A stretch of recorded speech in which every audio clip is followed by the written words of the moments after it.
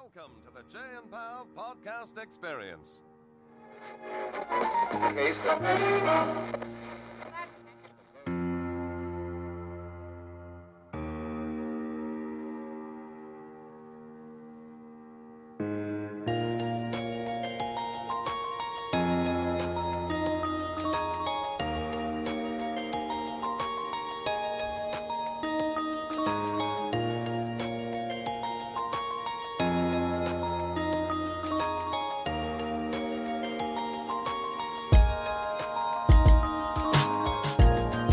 Well, you're listening to the Chey and Pav Show. Teachers talking, teaching. We're two middle school teachers sharing our reflections and insights about the topics that matter the most in the classroom. So hey, join us in the hallway. Let's meet in the parking lot or, even in the staff room.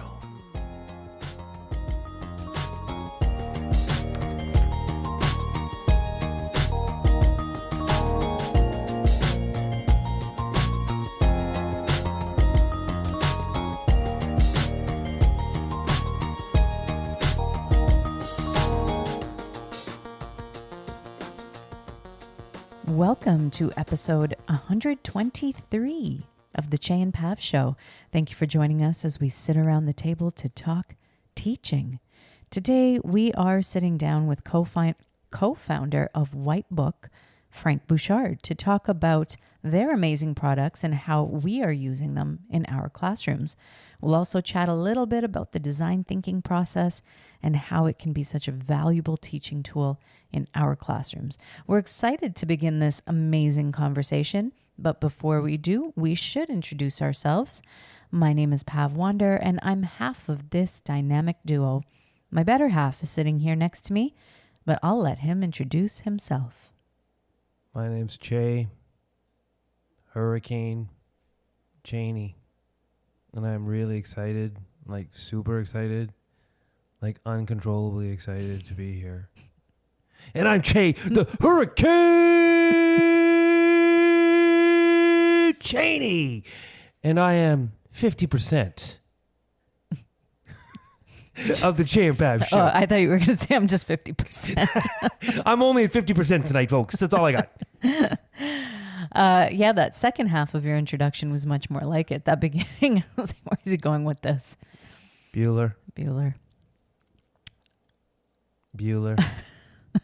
Pav, this is we had a wonderful interview with Frank talking about Wipebook, and it's not solely about the product, but it's relation to teaching pedagogy and math pedagogy, and it was really fun to talk with Frank because I think in a lot of the pedagogies we employ or we use, we don't get someone that's producing a product to talk about what was the inspiration of the product and how it works in the classroom. I don't think we've had an interview where we're talking to someone directly with sort of the manufacturer, if that's the right word, of a product, but he doesn't come at it as a manufacturer, like as a innovative, creative sort of genius. And he becomes a model text for what a teacher wants to sort of showcase with students. For when you have an idea or you see a problem, you try to facilitate a solution. And when your environment around you lands on a certain way and you see a way that you can change it, alter it, make it evolve, this is like in real life. So This was a really fun conversation talking with Frank about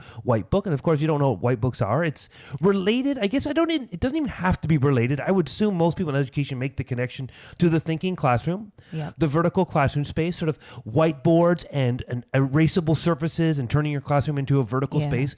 Wipebook is more than that. Well, Wipebook is the company, and what we use are the flip charts. Yes. So that's the product that we are most familiar with from Wipebook. So Frank Bouchard is one of the co-founders of Wipebook, and you're exactly right, Chey. It was essentially a design thinking challenge that they had worked on, and they had built this dry erase surface. But more than just dry erase surface, I think it started with the notebook, right? Like, so they started with the notebook because they were tired of taking notes and then constantly having to restart the notes on a separate sheet of paper. And they were going through all this paper. So it exactly what you said, it modeled the design thinking process. And this is what we want from our students. I remember a couple of years ago when I was teaching science, rotary science, and we were really working to using the design thinking process in the classroom to develop products. And this is exactly the same thing. So it was really cool to hear that firsthand account of how Wipebook came to be. And then we do talk a little bit about how we are using the flip charts as part of the design of building thinking classrooms and in our vertical math classroom spaces. I think we get into a lot in this in the conversation, sort of in the freeing up or the adding on of your teaching practices and the space you can sort of curate and iterate different lessons and manifest. So even if you're not necessarily into the thinking classrooms, it's wonderful to be able to make quick shifts and turn your class vertical. Make it, as I think, Pav, we talk about this a lot in the interview, is just it creates a space for students to be a little freer to try to make a mistake, because you don't feel trapped that if you write something on your piece of paper, your chart paper, if it's on a chart paper, you feel trapped by it. It's there and you can't get rid of it. And not that you always need to get rid of your work or get rid of that messy thinking process, but sometimes as a student, when you feel that you can't, when you put something down that there's a permanency to it, it throws you off. And so whether it's the flip chart or just the ability to be fluent with your writing and your ideas, and it can be messy, but it also, if you see something that you really don't want out there, that you say, I was way off, this isn't going to help me, you can wipe it off. And of course, it allows you to be more engaged, I think, with learning when you don't feel that everything is under a spotlight. And yes, our words are often in the spotlight, but I think for a lot of learners, how they write and how they put thoughts down in spaces is a real turnoff. And the Wipebook and the flip chart alleviates that. You know, I don't know if I told this story during the interview, but when I was a classroom teacher, which was last year, I started to employ little mini whiteboards in my classroom a few years ago, and each student got their own little mini whiteboard, like a dry erase board, and it was lined on one side and just plain on the other side. And the class participation in my classroom, and I remember telling you this, Chey, shot up at least 50%. Like, students were participating in class more because they had another surface where they could put their answers down and not have to speak up in front of the class. So I remember the first time this happened, I asked some questions in the class. I tend to lead a very oral classroom, and so we have a lot of discussions. And like every classroom, there's the same 5 or 6 kids that participate, that love to speak, that love to engage in the conversation. And I would like that to be more than, just the same 5 or 6. So I try to include as many students as possible, but that's tough to do in an oral space where sometimes kids don't feel comfortable speaking up. And so we started using these dry erase mini boards, and I handed one to every student, and I said, this is yours to keep for the year. I'll take it back at the end of the year. They're not cheap. And all of a sudden, we were having these discussions, and I would see just a whiteboard go up in the air with an answer to a question that I had posed, or an insight, or an opinion, or an idea, or something that they wanted to share but didn't want to speak in front of the class. And I just thought, wow, that's brilliant, and never something that I thought that they would be used for. And so it just goes to show that a very, very simple tool that you think is going to be very single purpose in the classroom can really prove to be multi-purpose for the students that are using that tool. It really can open up possibilities. And for me, that was just an eye-opening thing. And so the dry erase surface, I think in my personal classroom, has a lot of value, not just for a vertical classroom or for making mistakes and not being afraid to, try again and again and again, but it really opens up this possibility of participating and engaging and being present in the classroom space, in the conversation, when maybe perhaps there was a little bit of hesitation to do so. So that's just something that I thought I would throw in there as a little anecdote. You throw it in there like fastball? Yeah, like a fastball. It was a good one. It reminded me of a story that I know I did not talk about in this interview. Was, of course, when you talked about getting those whiteboards, you getting it meant I got a set too. Yeah. And it just reframed how I did exit tickets in the class, because I wanted something I could quickly check, but not something necessarily permanent, where students feel that if they write on a sticky note or a Google form, that it's going to come back to haunt them. Mm-hmm. And so I always use my whiteboards on desk for an exit ticket, just checking in on some of the learning throughout the day. And it was a great way for students to just share. So they would write their response, leave it on their desk, and out the door, and they would go. Mm-hmm. And now this does come up in the interview. I have been using those whiteboard surfaces for a long, long time, because I remember a teacher trying to get rid of them and was just going to chuck them. Now, they were huge. They were not the size of a flip chart, but I would say almost half the size of a flip chart. Like, you couldn't put them in a desk. So I had a pile of about 25 of them, and they were just going to throw them out because they were big and they were heavy and they were cumbersome. It's like, no, I got those. Yeah, I'm going to take those. Yeah, those can definitely be used. I think we're ready to dive in. No, I'm not. I'm just... Oh, sorry. You're just warming up. Okay. I'm so excited that I can't get to the interview yet. Oh. I was going to say that, we were very lucky to get one of the co-founders of Wipebook with us, Frank Bouchard. Toby Maurice is the other co-founder of Wipebook, and we unfortunately weren't able to talk to him, but Frank gave us lots of insights about their team and how they've sort of built the company and worked together to get there. So hopefully we'll get a chance to chat with Toby sometime, but we were not able to for this episode. But it is a fun interview, because it's not just solely about the product. It's like you said, it's that mentor text for that design thinking, that if you're looking for that real world example to bring into your space, this is a real world example. So Pav, before we get into the episode, I don't even remember the last time we did an episode we didn't have an interview, and that's so uncommon for us. We've got a string of them here, and they've been all great interviews. Yeah. Like, I'm just waiting to have an hour and a half conversation with just you and I. Yeah. And like, it'll come. Frank's just getting in the way right now. He's definitely not in the way, but we're very excited to jump into this conversation with Frank Bouchard from Wipebook. Get your hands up to the floor. And you're listening to the Chey and Pav Show. And welcome to the Chey and Pav Show. Teachers talking, strangely enough, teaching.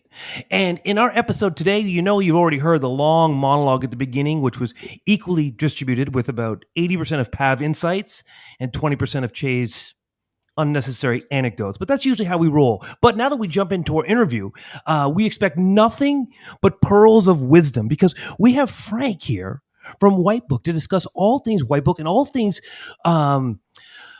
vertical learning, all things thinking classroom, all things about creating spaces to allow students to make mistakes without feeling threatened. And I know, Frank, you're here, you're excited, and you really don't have a choice. If you aren't excited, I will make sure you're excited. I know one of your partners, Toby, wanted to be here, and I'm going to make a huge assumption that he's a football fan, and the games haven't gone as well as he was hoping today. And so he's not with us today, but he's with us in spirit. But we're looking forward to you telling us a little bit about your journey, a little bit about your product, and a little bit how it impacts education. And if you don't know me very well, most people don't, I tend to tell these long-worded stories, and there's a question in there. So if you can extract your own questions, you're wonderful. But I will come to a technical question here.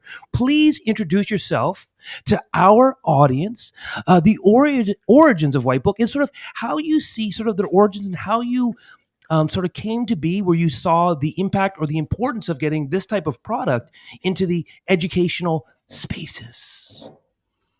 For sure. Yeah. My name is Frank Bouchard. I'm one of the co-founders of Wipebook. Toby, as you mentioned, is the other co-founder.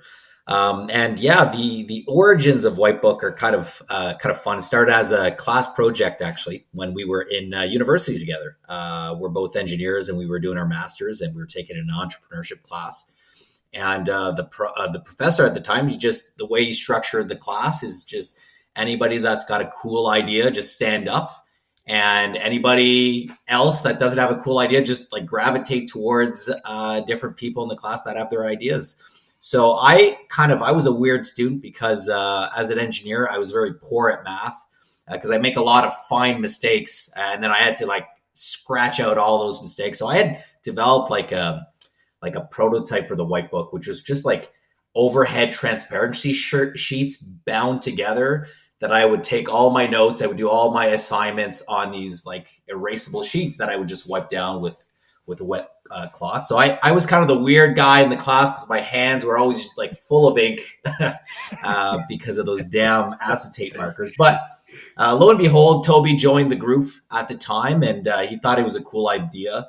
And we just tried to give it our all. We gave ourselves 6 months to really launch the idea for the Wipebook. So the Wipebook, in the sense, it's a reusable whiteboard notebook. So it's a notebook that you can reuse over and over and over again. And we also have flip charts now, and that kind of iterated over the years as we got feedback. So like I said, we tried our best for 6 months, couldn't really sell too many of these. And then at the 11th hour, maybe a couple weeks before the end of, the 6-month term, I set up a Kickstarter campaign online, and I said, okay, maybe we could sell $10,000 worth of gear here. And lo and behold, we met that goal within 24 hours, and within 30 days raised like $500,000 for these books. And we had no company at the time. We didn't know how to produce these in mass volume. So it was just like, okay, let's incorporate, let's do this thing for real. And yeah, that's kind of how it started. And the notebooks was our first kind of variant, the first product. It was really tailored to technical people, IT people, students in university. And then we kind of started hearing that teachers were buying these things for themselves. And then I went to a couple of school boards and school districts, and they were saying, hey, could you make like a really giant version? Like, we waste so much paper on these anchor chart sheets. And I'm like, yeah, we could totally do that. So we did another Kickstarter campaign for those, and it went pretty well. Not as well as the notebooks, but the teachers just started using them profusely in their classrooms. So yeah, that's kind of how the company came to be. And we're just, we're really happy with where we're at right now. And I really enjoy the educational space. I really care about the educational space, and just seeing those classrooms that are just being transformed with kids that are actually engaged and not just bored out of their minds, using whiteboards is just a really fulfilling feeling. Oh my gosh, Frank, when I go into a classroom and bring in anything that involves dry erase, they go nuts. Yeah. They love it. And they love the markers. They love to just be able to erase their mistakes. They love to be able to take, all of their learning and put it down on the flip charts or any dry erase surface. So this has really been a valuable a product that we are able to use in our classrooms, and it's very accessible. So I told you this before we started recording, but I'm a huge fan of the flip charts and the Wipebooks and all of the products, and I think they're great, and they should be in the hands of all teachers and in every classroom. Pav, I wanted to add that the flip chart is almost liberating for students, because there's so much anxiety for students when they're working on chart paper, whether the chart paper is on the desk or up on the air vertically. There's this hesitation that you have to be right in order you can put something down, because there's a permanency to it. And I know that what I have seen is that students are just a little bit more liberated to sort of take a chance to put down a thought, because we don't necessarily want to encourage erasing mistakes, but when you can erase a mistake or deviate a message, it just, I find it liberating for students. It's sort of been my observation. So sorry for cutting you off, but that's why they pay me $6.4 million per episode on this show. Yeah. What else is new? So thank you for sort of highlighting the products and telling us a little bit about the origin stories. As a teacher, I'm always thinking about, I love hearing origin stories, because I'm thinking about how they can be used in the classroom. And I'm thinking to, in science and technology, we're thinking about the design thinking process and how this is so valuable for students to hear and learn about how the product came to be and how it was iterated over a period of time. And so I loved hearing that, and how you started with the notebook, the Wipebook, and then sort of developed something based on what the need was in society and with the people who were buying your products and interested in your products. So I want to know a little bit about the importance of innovation as an engineer, as an entrepreneur, as someone who has developed this product and has been successful with it. What is the value of innovation in education or in life in general, and why should we be putting a little bit more emphasis in this idea, in innovation in general? Tell us a little bit about that.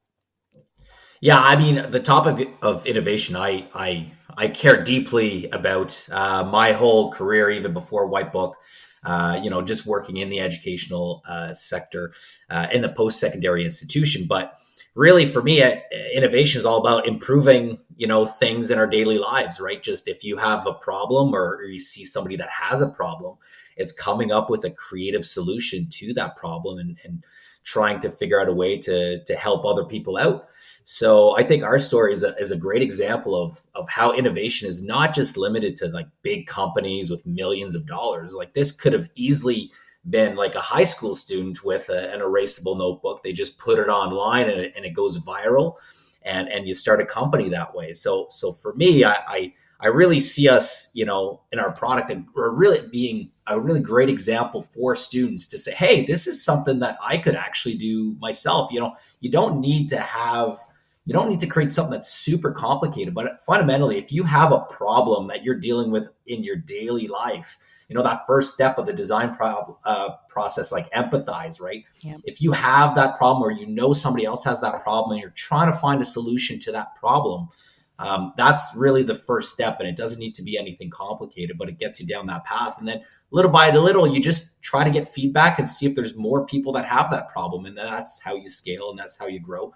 For us, we were literally, I knew I had the problem personally, but we didn't know if other students had that problem of when they're doing math exercises and they're doing it on paper, especially engineers, you're doing math all the time. Are other people having those same frustrations, doing those differential equations and things like that? And it turned out that we were just like cooking pancakes in the basement of the university, trying to feed the students and getting feedback in return. And it turned out that a lot of people really liked not the wet erase, because that was just a hassle and they saw my hands totally inked up, but the dry erase version, that was the first version that we put on the Kickstarter. That made a huge difference. And the same thing with the flip charts. We went to the school districts and they gave us feedback and we iterated from there. So I think that's a little bit how, innovation comes to be. And I think we have a great example of that.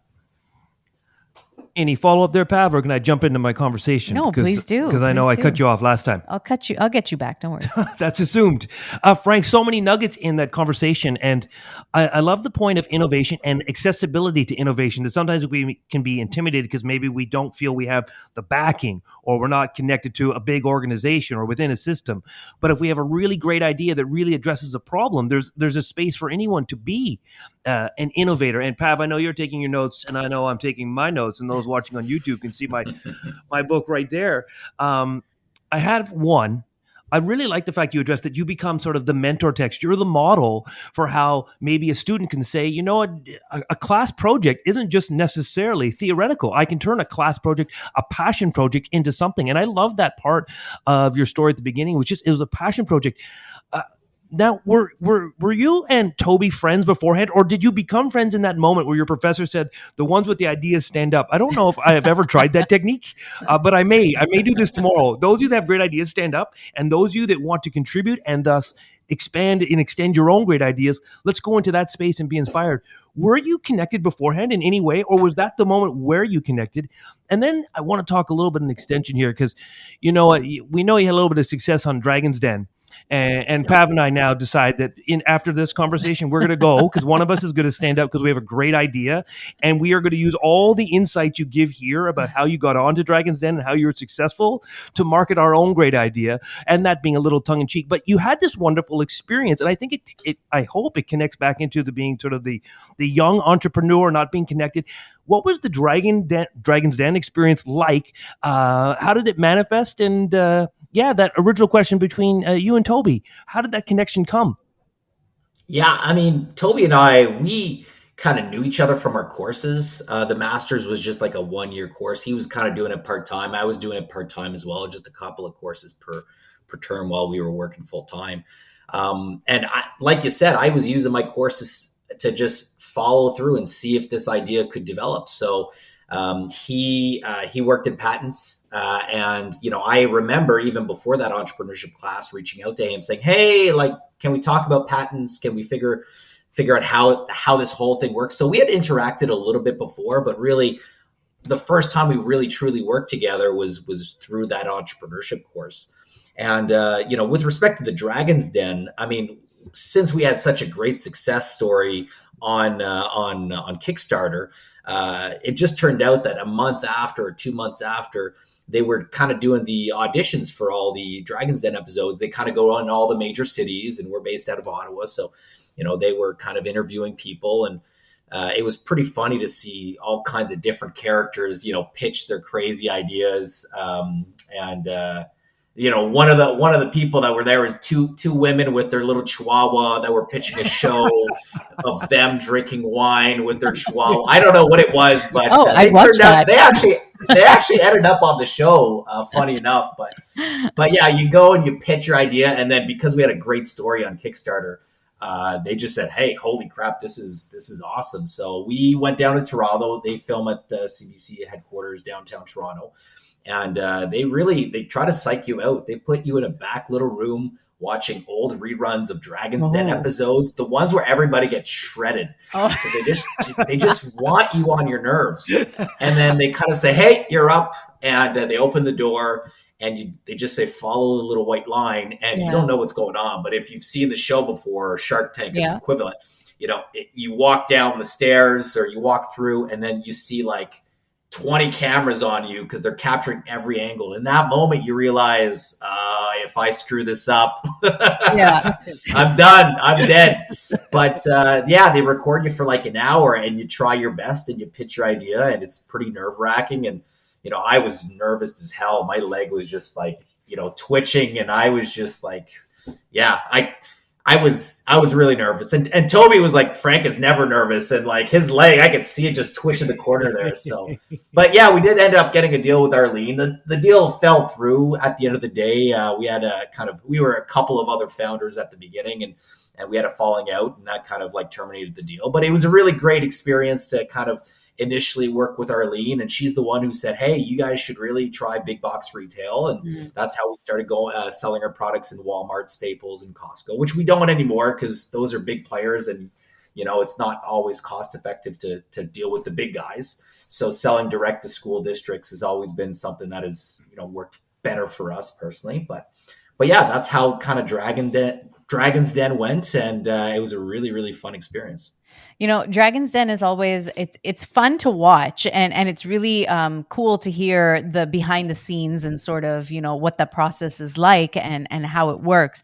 But Dragon's Den is a lot of fun to do in school. And I remember doing it one year with a group that I had in science. And so we had to pitch ideas. And so we went through the design process, and we learned about all of the parts of it, and we had to come up with our ideas and then pitch those ideas. And it really is nerve-wracking. And that's when you see sort of all of the imagination and creativity that exists in schools and in people. And so I really love that story that you shared, and the process of Wipebook kind of going through the design thinking process and making it onto Dragon's Den, because I hope that it inspires some students to just do it. I mean, it's an idea. It's an idea. You started a Kickstarter and you got your backing that you needed, the capital that was required to get started. And this is accessible stuff. As Chey mentioned before, this is something that kids can do, that students can do. And I know, and I have seen, and I have heard of students and their incredible ideas in school. So, if this is an episode that we're listening to with students, whoever is out there listening, please encourage them to participate and run a Dragon's Den like a culmination in your class, because it's so fun and it's great for students to kind of get involved in that.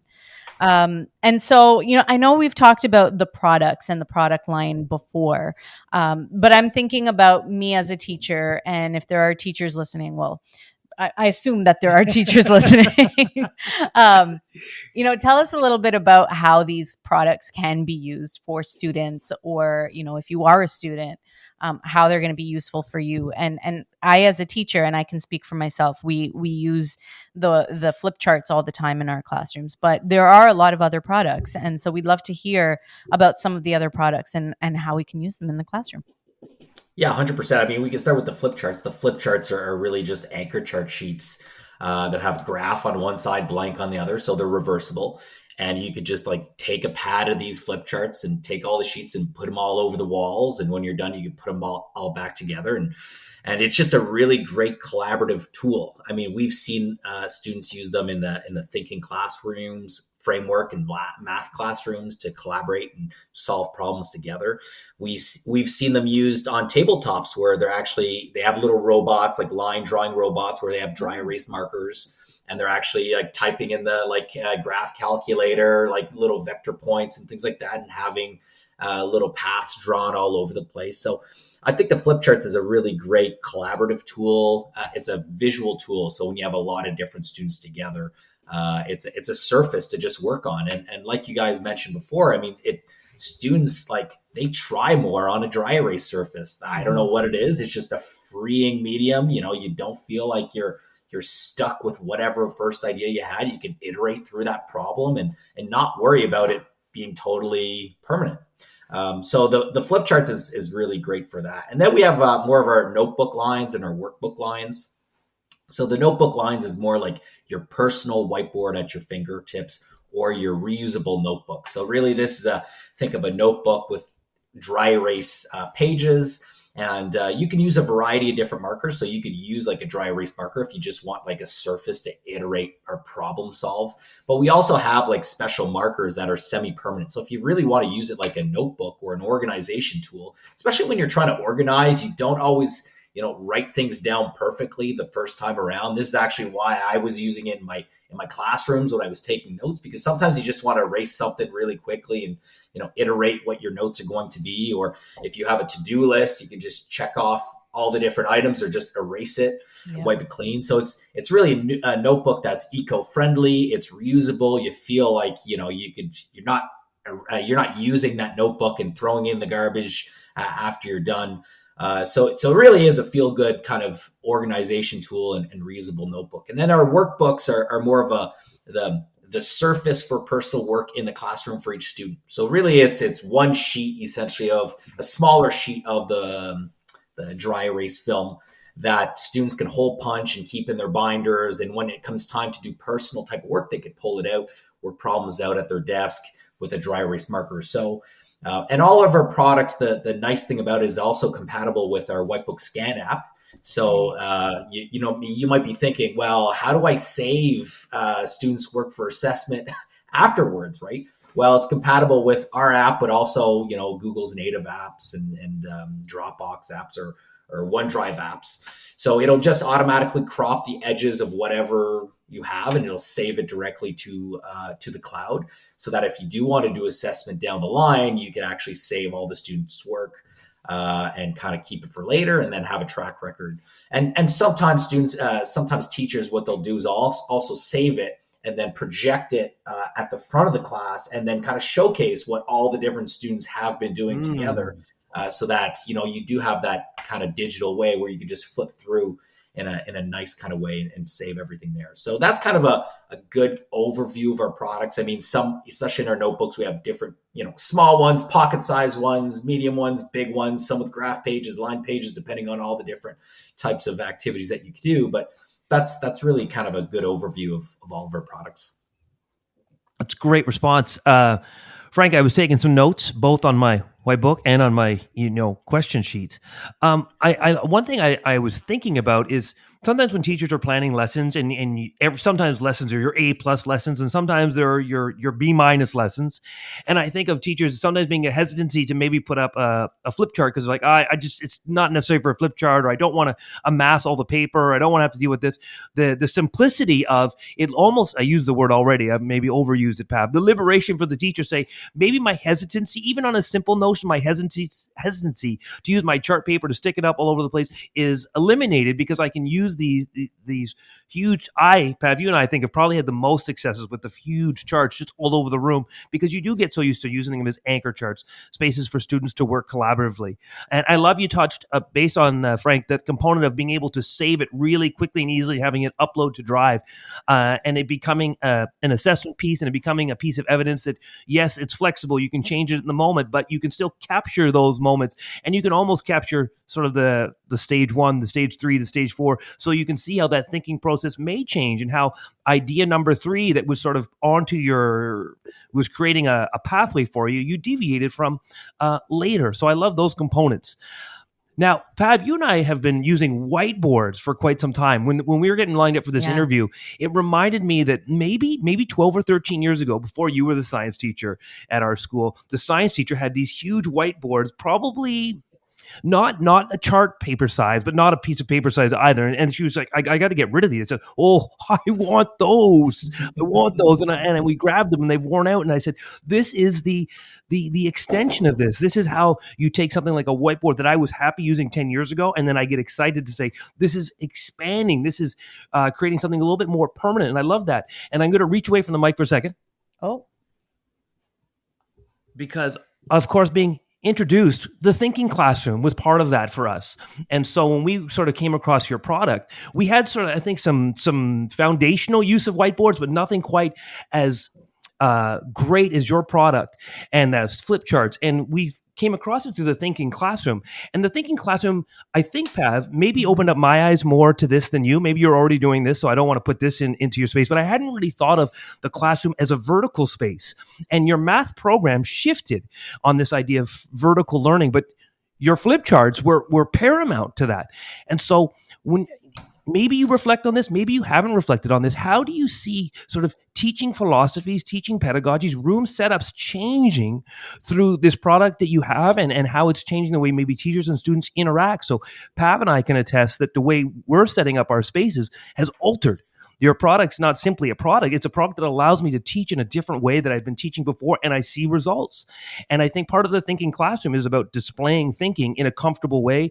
And the flip chart is the whiteboard flip chart is perfect for that, because it allows students to work in that sort of vertical space, the standing up space, and not feel that they are bound by every single mark they make. And I think I'm just repeating what I said at the beginning, but good teachers repeat things 17,000 different ways. So Frank, if you could talk on that to guide us a little bit, we would love to hear your insights on how you think the Whitebook product is sort of revolutionizing how teachers can set up their learning spaces.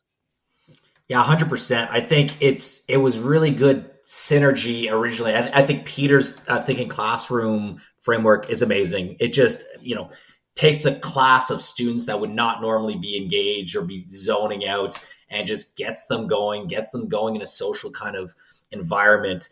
And I think one of the big barriers for that framework historically is that if you wanted to do it, you needed to invest significant funds, in your classroom to get your district, or find a budget to install whiteboards all over the place. And, you've probably heard the story of teachers, going to Home Depot, buying the melamine board or the shower board, sawing it themselves. It was just a complete hassle, right? To just set up a classroom in a cheap kind of way to get students working on a whiteboard. And I think our product, just because it's paper, it just made it that much easier to just try out the framework. I mean, there's tons of frameworks out there and new teaching practices all the time. And it's often, if the barrier to try something new is that much higher, then you're probably not going to jump in with 2 feet and try it right away if you're going to blow your whole budget for the year on setting up your classroom. But in this context, I mean, the Thinking Classrooms framework is a phenomenal framework. And now we have a tool, the Wipebook flip charts, that just allows any teacher at a reasonable price to just set up a classroom full of whiteboards and to try it out. And I really recommend the book. The book has been out, I think, for a year or two now. And every teacher I've spoken to speaks, wonders about the book. So I highly recommend it. But yeah, like, our products just work hand in hand with that product. I mean, you could historically write on a window or something like that. Right. But even windows, like, students were, even hesitant to write on a window, and you couldn't see it that well. Or writing on desks wasn't actually vertical; it was like down. So I think our products really fit that nice, accessibility niche, especially for teachers that don't always have the biggest budgets, to provide those educational experiences to students. Yeah, and that's every teacher, Frank. I have been there where I have tried to, get the whiteboards, and I've purchased mini whiteboards in the classroom, and they just really allow for students to display their thinking in a non-threatening way, and it's even just, holding it up to share their answer rather than putting their hand up to speak out in front of the class, right? So write their answer on there. Like the students were using it in ways that I didn't think that they were going to be using a dry erase surface. And so I think you hit the nail on the head when you mentioned, how accessible these are, because they are paper and you can put them up and they're good quality and they don't leave streaks when you erase them. And they're just everything that I've wanted in a dry erase surface, and they're easy to put up. Like, they're not heavy, they're not going to fall down. So they really are that great. And the icing on the cake for me has really been being able to take a picture using the Scan app and save it in a folder. You get the option of saving it in several different spaces. And so you have something that's right there, and then it just makes the assessment so much easier. So you're observing what students are doing. And Peter Liljedahl's the design thinking is actually the perfect space for us to try this out and use it and put it to the test, and just, make it your math classroom or whatever classroom that you have, whatever subject, just like the best space for students to try out the things that they want to try out but not make permanent. So as we've mentioned all of this so many different times over the course of the episode. So if it's not clear yet, accessibility is just really key with the product. And speaking of product, we want to know what else you've got coming down the line. Is there anything else that, or can we look forward to some new products? Are we looking forward to something different? We want to hear from you. Are you excited about what's coming down the line from Wipebook?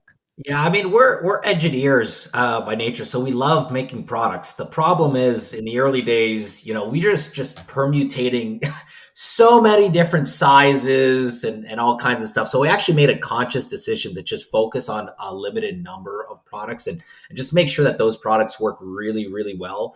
So we're constantly just like gaining feedback from teachers and just making slight improvements. I think we've gotten some feedback about the app, for example, that the app could definitely be better and improve. So we definitely have plans to actually make it even easier to use and frictionless for teachers that want to start using in their classrooms. So those are just like the little things that we're doing. I don't think we'll have like any completely new radical products in the next, little bit, but we're definitely just trying to make subtle improvements to our existing line of products, just so that they meet the expectations of teachers and that teachers can actually use them as they thought they were going to use them. So maybe some of the, we have heavy duty sheets, which are more durable. So we may have some products that actually have those more heavy duty paper sheets involved or encompassed included in them. Like we just released recently some mini heavy duty flip charts on our website. Those were really more for coaches that actually are on the road that want something to bring all over the place that doesn't get torn really easily. That's a new product that we recently came up with in the last, I think, couple of months or so, and just released it. So I think that's probably like the scope of our products right now, just trying to make them as awesome as possible. Pav, I think that aligns a lot with when we teach. Sometimes you just take on too much or you ask too much of students. And I know I've always been never make anything more than three. If I'm assigning questions, I assign 3.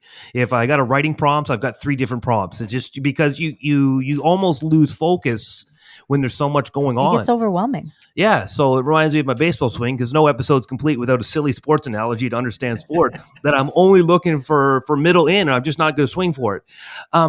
Frank, you told me it was the University of Ottawa, correct? That's it, yeah. Yeah, so I won't reference that I'm a Carleton University graduate or the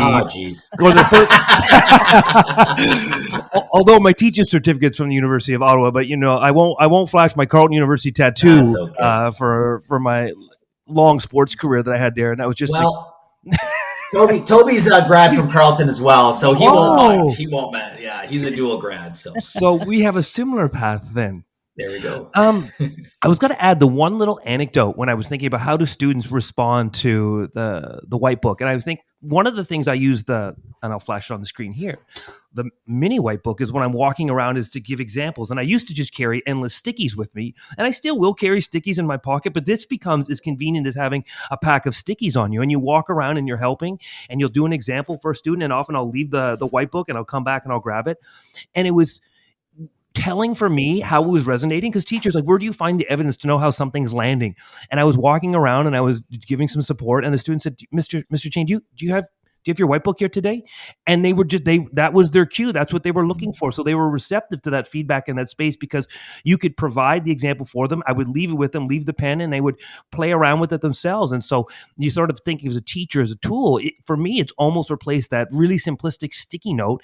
And my evidence for how it was landing well is when students really ask, do you have it today? Can I borrow it for a little bit? And I always felt comfortable to write an example and leave it. And I said, I'll do a loop and I'll come back. And you could see students diving into that space to mark it up and then come back to their own work. And that was just one little anecdote I wanted to share, which I'm sure we've already spoken about in our intro before the interview, but any follow-ups there, Pav? No, it's great.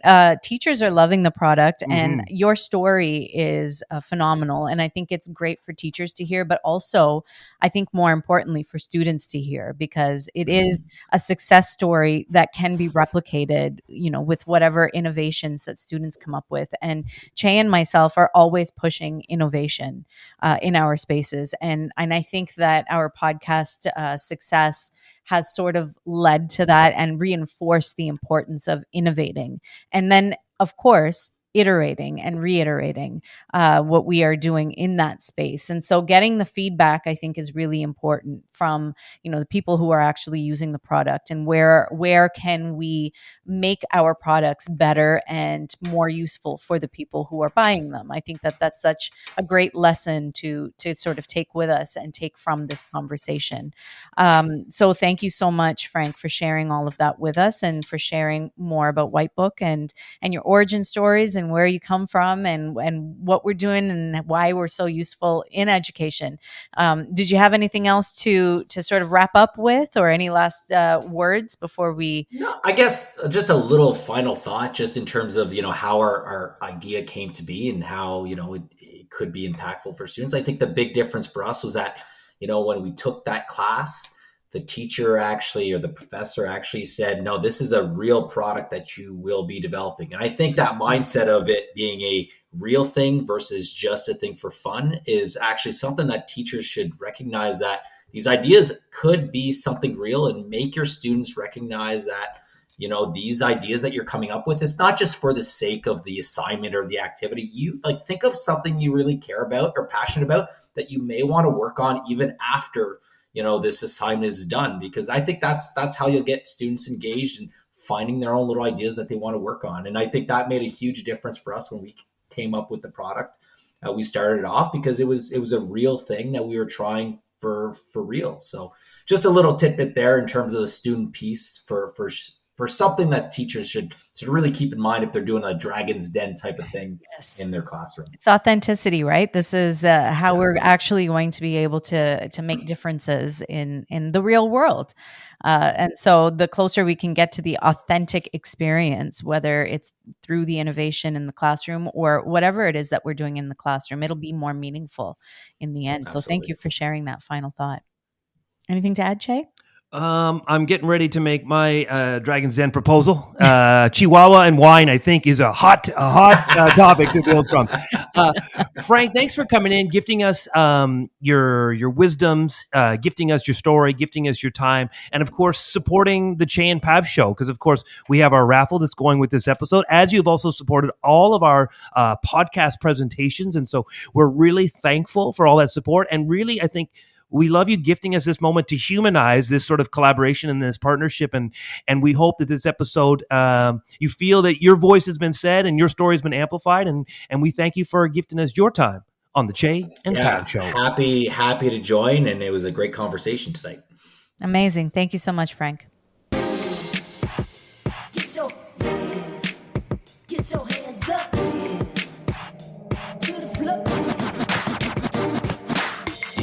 And you're listening to the Chey and Pav Show. Well, now that episode is over, if you haven't already been on the Wipebook webpage ordering multiple sets of these, shame upon you and all your friends. But shame upon us, because we can offer our listeners a chance to win a set of flip charts. Oh, boy. I thought if I just passed around with 20 of my own different email addresses, I could win this chart. I don't know if it works that way. I think they might be on to us. How many different iterations of Chey Cheney can you get in an email? CheyCheney1 at Gmail, CheyCheney2 at Gmail, CheyCheney3. Good luck checking all of those. All of that spam. If you would like to win a set of Wipebook flip charts, it comes in a set of 10 and they retail for about $70 US, about $85 Canadian. And if you'd like to win a set of them for your classroom, please enter the raffle at wipebook.com/Chey and Pav. And we will draw a few winners. And it doesn't matter when you're listening. You can listen anytime and enter the draw, and we'll just keep drawing them. Use the code, people. Hey, I've been waiting to say that ever since we started listening to the Tony Kornheiser show. Yes, you have. Use the code, people. That has been a great conversation. And Pav, of course, you can continue to support our little community. Check our webpage, cheyandpav.com. We have been, and when I mean we, I mean Pav, has been working extra hard to make sure that our newsletter is fresh with lots of great content. And of course, you can find the Wipebook stuff in there as well. So please check out our webpage. Subscribe, get a carrier pigeon, put a little note in there and say that the Chey and Pav Show is a podcast to listen to, and send it off and see who gets it. Like a little message in a bottle. That's it. Yeah. Oh, the police reference. You dated yourself like 15 years on that one. I was going with Christina Aguilera. Sorry, who? No, that's Genie in a bottle. Never mind. I wouldn't have got it. You should have just let it go. It's like when I teach drama class and I say, if you mess something up in your drama skit, don't tell anyone. Nobody knows. Just act your way through it. I do it in math class all the time. That's good to know. Everyone, you've been listening to episode 123 of the Chey and Pav Show, an interview with Frank Bouchard from Wipebook. Thanks for joining us, everybody.